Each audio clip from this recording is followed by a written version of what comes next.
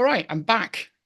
Challenge 6 had a busy week last week, and also, I've certainly been reflecting on what I'm doing with these challenges and these videos quite a lot, trying to think about the ways I can take the most value from going through this process, and that whatever I share can be the most value.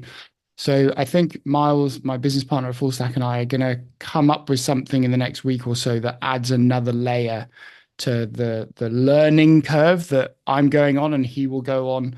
We're looking at actually kind of building a set of articles and sharing the workbooks that I've put together when I'm trying these things, plus some of the other solutions, just to really allow me and him and anyone else to reinforce the learning, not just to go through this thing step by step and rush through, lots of fumbling.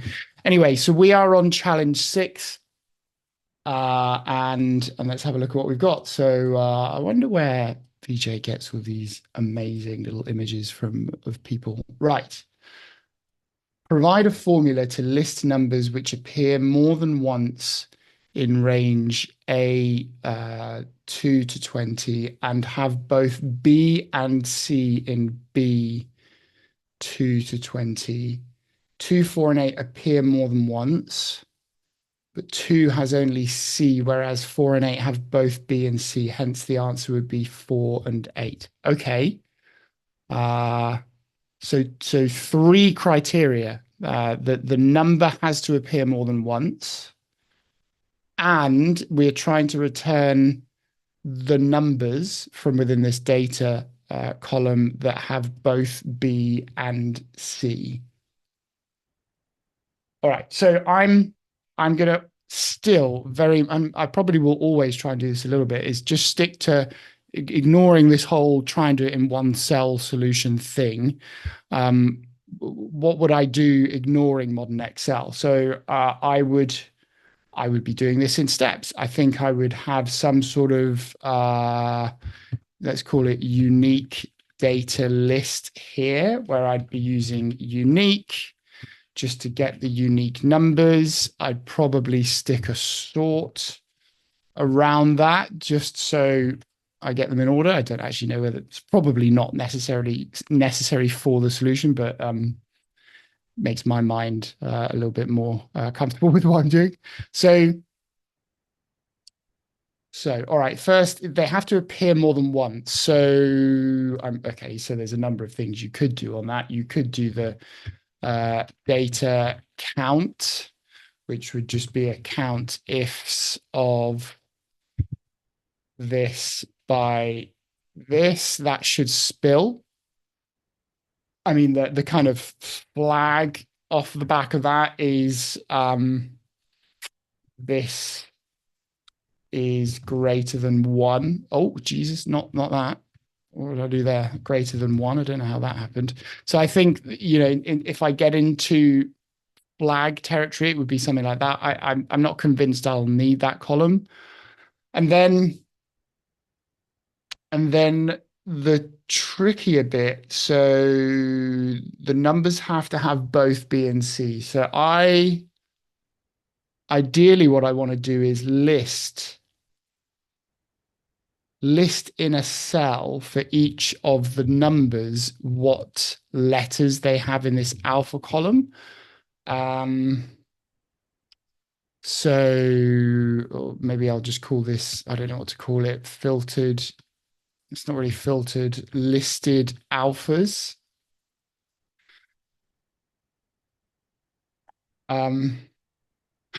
What, what would I do then? So turn to filter for absolutely everything. So I want to filter this. I want to filter the alphas by this equals, oh, is this going to work with a, no, it's not, but I bet you it works without the hash. Am I on manual or automatic calcs? Okay, automatic. So if oh, okay. Okay, so it is working, but it's just not liking that it's spilling. So if I put a concat around this, I don't know how clear that was. I think for one, let's have a look for one. For one, it's only returning a B, so it's only filtering it to B. But then if I go to two, this is referencing unique data point two, it is doing the filter correctly because two has got three C's. So what I was then thinking was to stop this spilling in a way that's going to cause me problems, if I stuck a concat around it,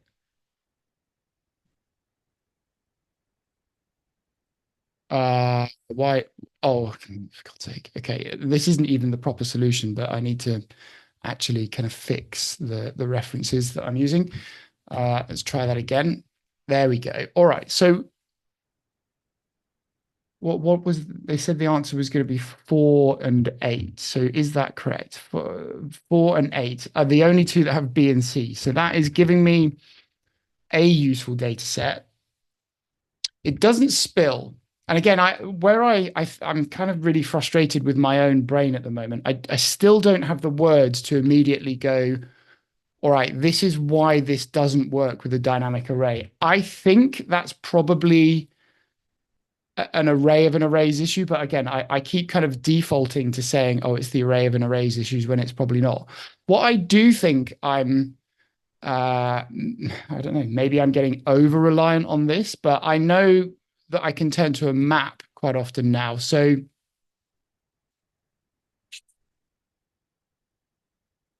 what would I be doing in a map? It's this that's the kind of array that I want to feed through the lambda, which is actually this. So the array I would use to feed through my map would be this.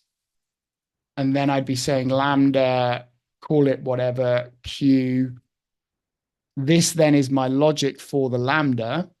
And I need to replace this kind of single cell reference with q.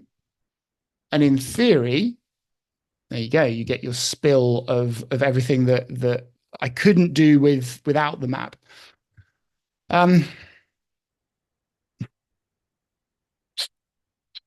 So what would I then be doing? Okay, so again, let's carry on that trail of thought. I'm not going to think about lets and single cell solutions yet. I've actually got two. You know, I might get rid of that. I've got two really useful data points here. I've got the count of the number of times the data numbers come in, and I've got this concatenated list of the alphas for each of those unique data numbers. Those are the two things I need to build the kind of logical steps to get to the solution. So I need to remind myself what it was. So count more than once and have both B and C. So let me do a series of flags. So let's call this flag 1, flag 3. These are poorly named, but flag 1 is what I actually did in that other column. It's this count is greater than 1. Flag 2, I'm going to make the B, and flag 3, I'll make the C. So if I did a find on,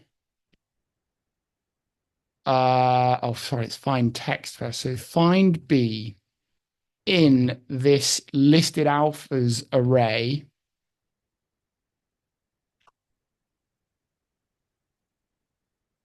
That's what I want. Okay. So, and then I could do exactly the same thing. Find C in the same list of alphas.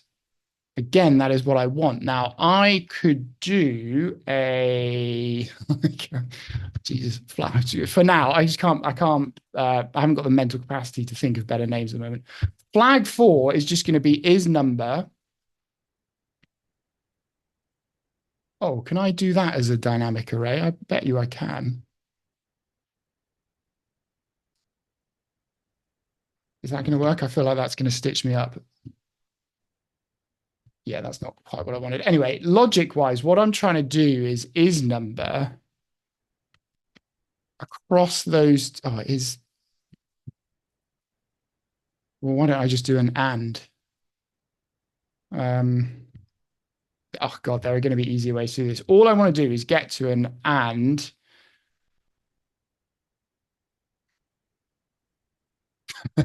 I think people that are really good at the kind of uh, binary true false stuff are going to be pulling their hair out at what I'm doing here. But is this a number? Oh, for God's sake! Okay, let's try all of that again. Is um, just multiply it out. So equals is number that times is number. Oh, for crying out loud! Is number.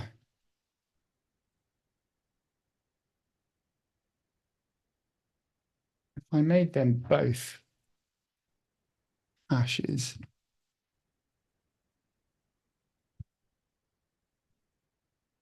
Yeah. Okay. Yes, that's what I want. That's what I was trying to really avoid doing like and if and blah blah blah because I know there are way simpler ways to just use the kind of true false logic. So multiplying those two hopefully trues out would give you a one, and otherwise it would give you a zero. So that would be the sort of second flag that will return a four and a four and an eight. Yeah, four and an eight. That's pretty much the answer. Um, but really the full answer would be in fact let's do because it would be times.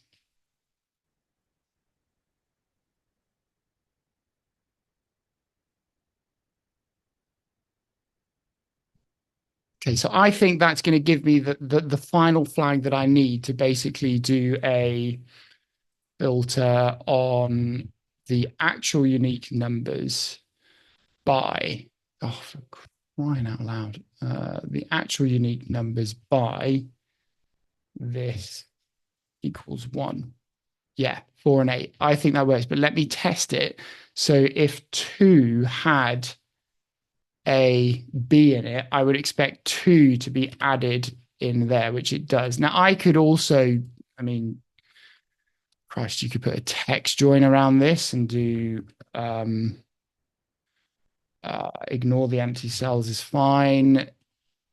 So you could concat or text join those. I think that's the answer in non-single cell form. So my challenge is to turn all of this into it's going to be a let, isn't it? And probably an embedded map because I don't know how I'm going to get to that without using the map within my let. So I think the steps I'm going to follow are set up a let where I define these two ranges with a name, with a variable name. Then I'm going to have to create these three variables within my let, I think. And then I just wonder if I can do this. I wonder if I could do all of that together because essentially, like, if I try and do this within a let, it's going to look horrendous. Could I just do all of that within a filter? I think I can. I don't know if what I'm saying makes any sense to most people, but in my head, I think I know where I'm going. All right, so let's just do it here. All right, let's just start with the easy stuff. Let's call this data.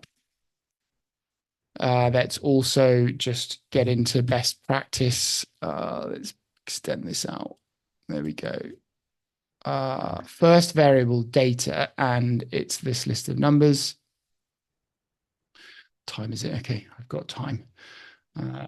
Second variable we will call alpha, and that is this list of numbers. Now, those are the only two starting ranges I have. So then I get into right, I'm going to have to calculate some variables as well. And I think I'm going to calculate the next three dynamic array output fields that I've created in columns D through to F. So let's call this unique data. and I did a sort and a unique. So it's sort, unique, and it's just of the data. Hopefully I can just close that, and then let's again get in some good habits. We'll pull through unique data, close the brackets. Let's test this step by step. Yes, so that's got me to there. The next step I took was to just do the countifs. Now, all I have to be careful of when I do this is to make sure I change the references within the formula I'm adding. So let's call this data count. And this reference here is to data. And this reference now, I've just calculated this, is to unique data. That should, in theory, still give me an array output. Let me just test it. So data count. Yes, that gets me to here. I think this is, well, this and what I'm going to try and do in one go here is probably the trickier bit.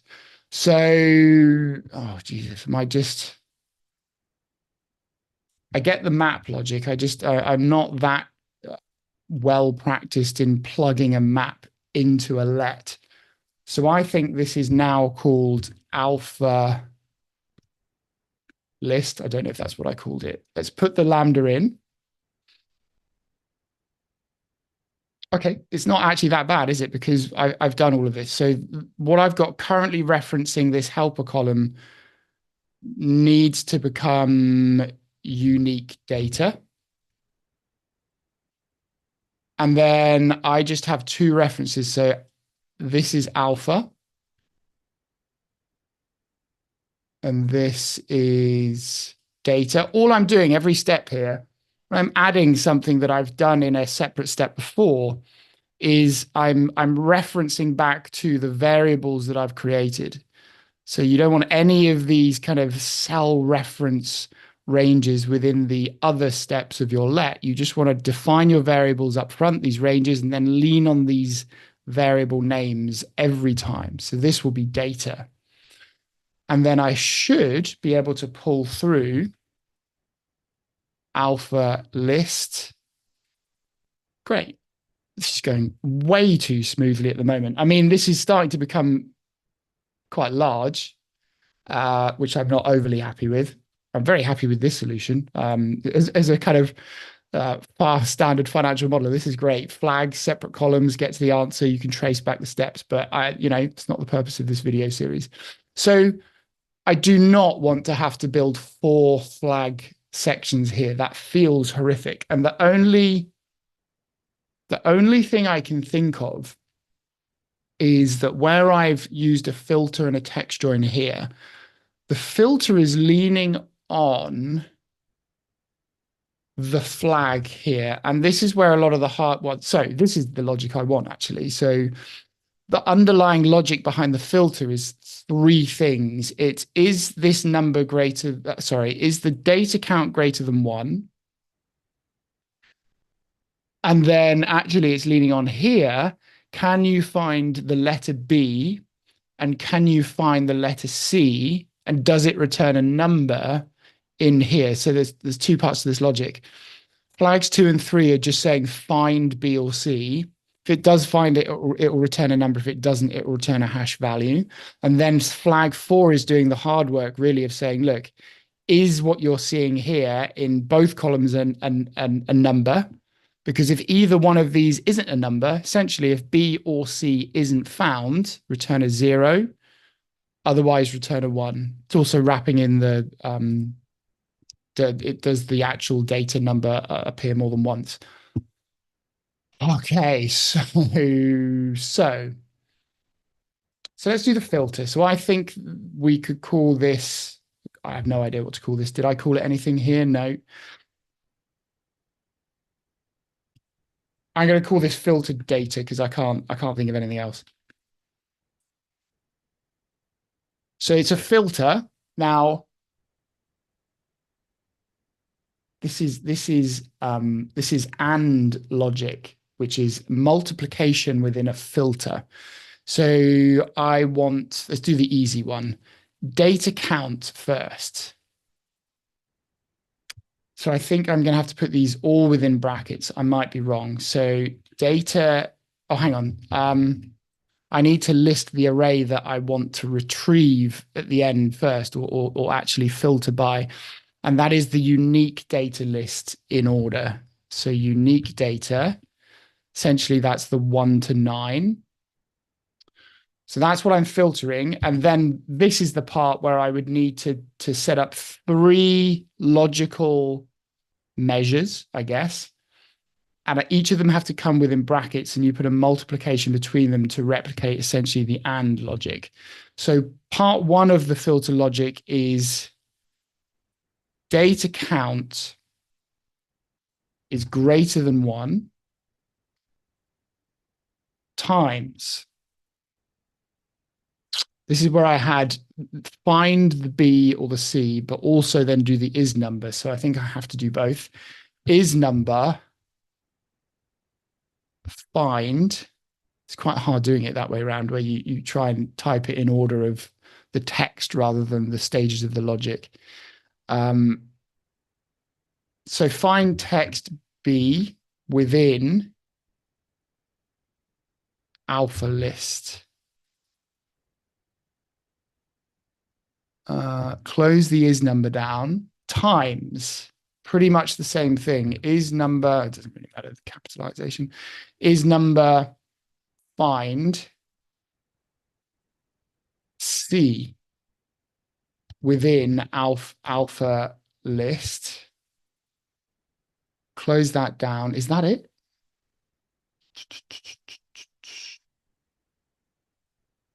I think that's it. Close the filter down. Why do I feel like that just didn't work? What happens if I put another bracket there? It's not liking me. I'm wondering why this isn't changing. Anyway, well, let's just try it. So I think that's the end of filtered data. So if I then try to pick up, no, okay, it's because I put a full stop at the end for a start. So let's put that to a comma. Let's try and pick up filtered. Yeah, okay. So I have definitely done something wrong here. Filter data is filter. That should be the, wow, there's a lot of brackets here.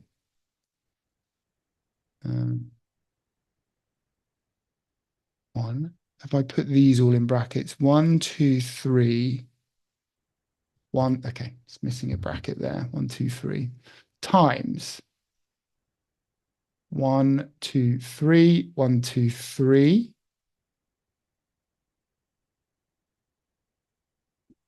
I think it needs another comma here. This should be closing down so that I can pick up filtered data. Oh, thank God for that. Nice. Okay. It works. It's flipping huge, but it works. And then actually I would put, I mean, seeing as I'm here, I don't think I need to do another step for the text join. I'll just do a text join, comma, 2 commas. I always get caught out with that. 2 commas there. Close that down. Boom. 4, 8. Let's do our test again. So if 2 actually had a B as well, I would expect this to include the 2. Yeah. Cool. I mean, it's really big. So my natural tendency is to look at that and think that's horrible. I think it works. It's just big, and I feel like I'm defaulting to 2 things a lot. I'm defaulting to filter for everything, and I'm defaulting to map as soon as I hit an array output issue, and I don't know whether that's the right thing to do or not. But I'm, bearing in mind where I started off from with challenge 1, where I wasn't really comfortable doing a map.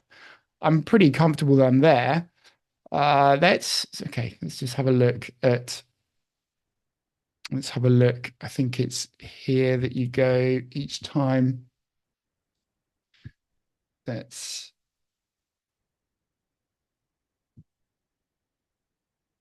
cool. My messages are closed. I noticed I left my messages up last time. That was fun. Um, oh God.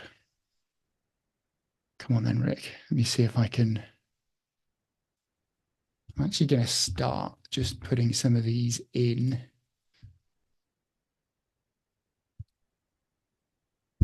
All right. Text join. All right. I recognize that bit. Unique. Holy Mother of God. No idea. I have no idea what the logic is for an offset in there. That's so interesting. Um, but I recognize this. Well, sort of. So the find and the is number, I recognize. He's seemingly done it in a more efficient way where you only have to use is number once rather than where I doubled it up. That probably makes sense that that's more efficient. Okay, there's parts of that I would never have thought to go to, but parts I recognize. Um, Bavia always has some pretty epic solutions on here. Okay, let's have a look. The reason why I'm doing this is because, like I say, Miles and I are going to work up some workbooks that look at and unpick some of the other people's solutions. Um, yeah, and again, I need to get more comfortable using these curly brackets. Essentially, that's creating like an array in itself, just manually creating an array with the letters B and C, which is really nice. Unique filter by row. Wow. Okay. And I also need to get better with some of the kind of Boolean logic and using things like these double what would you call them? Subtraction signs, hyphens.